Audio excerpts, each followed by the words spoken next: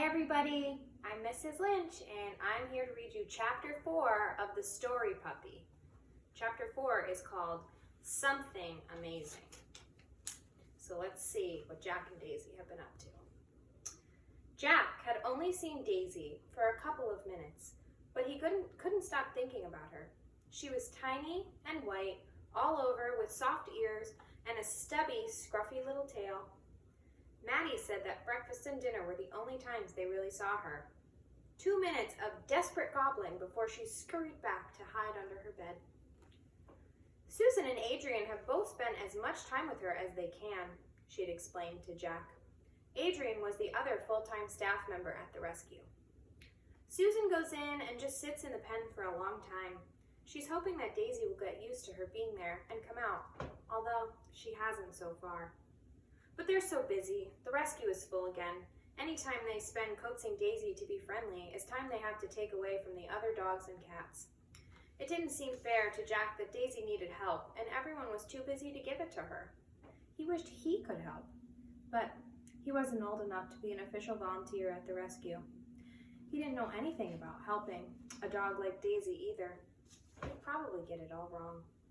But he definitely wanted to see her again, even if all he saw was a little hump under her bed. So the next day, instead of going home with Amara and her mom and Anika, he persuaded Maddie to come and pick him up. He told Amara why on the way to school that morning. He didn't want her to think he was abandoning her.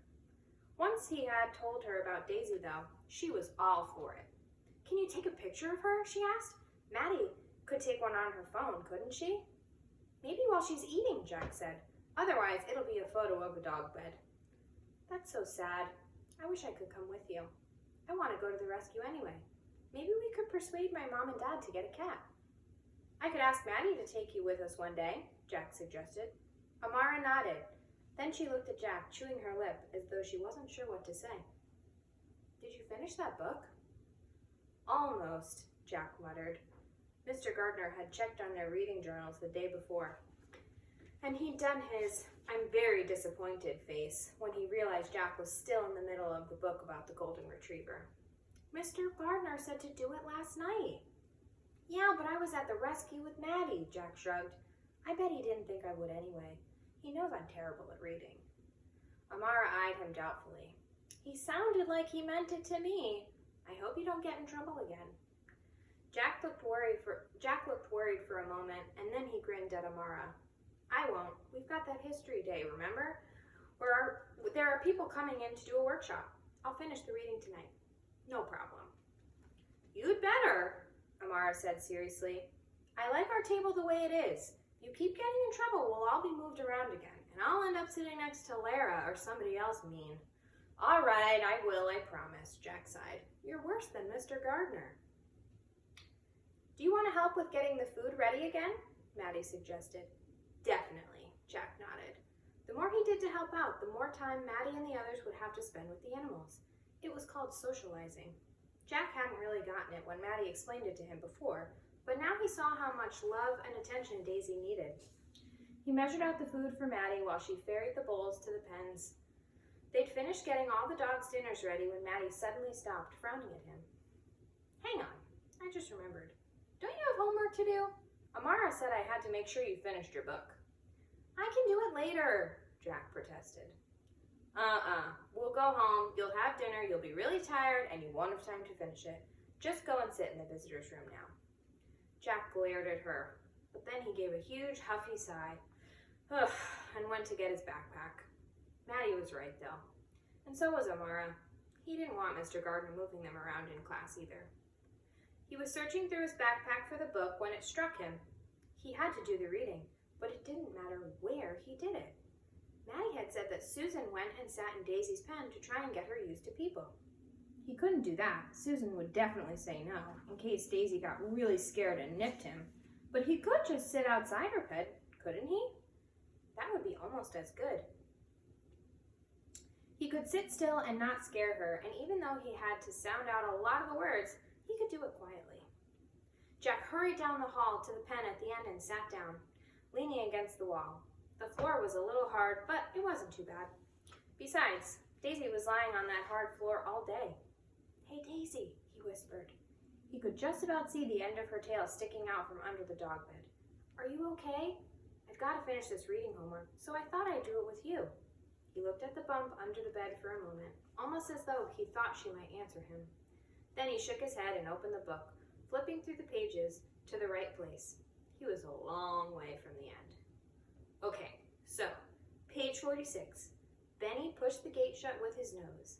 Jack read on, slowly sounding out the hardest words. He wasn't sure if Mr. Gardner would think reading to a dog counted as reading with an adult, especially since Daisy was only a puppy, and she wasn't actually listening, but Jack liked it more than reading to Mom or Maddie.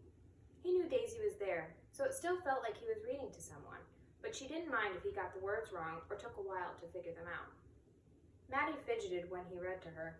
He was pretty sure she didn't know she was doing it, but she always fiddled with the hem of her sweater or jiggled her feet around like she was bored. Mom sat still, but she tried to help too much. She was always telling him not to worry when he wasn't. She was the one who was worrying. He got to the end of the page and stopped to rest, stretching out his shoulders. He'd been hunching forward, peering at the book. Then he froze.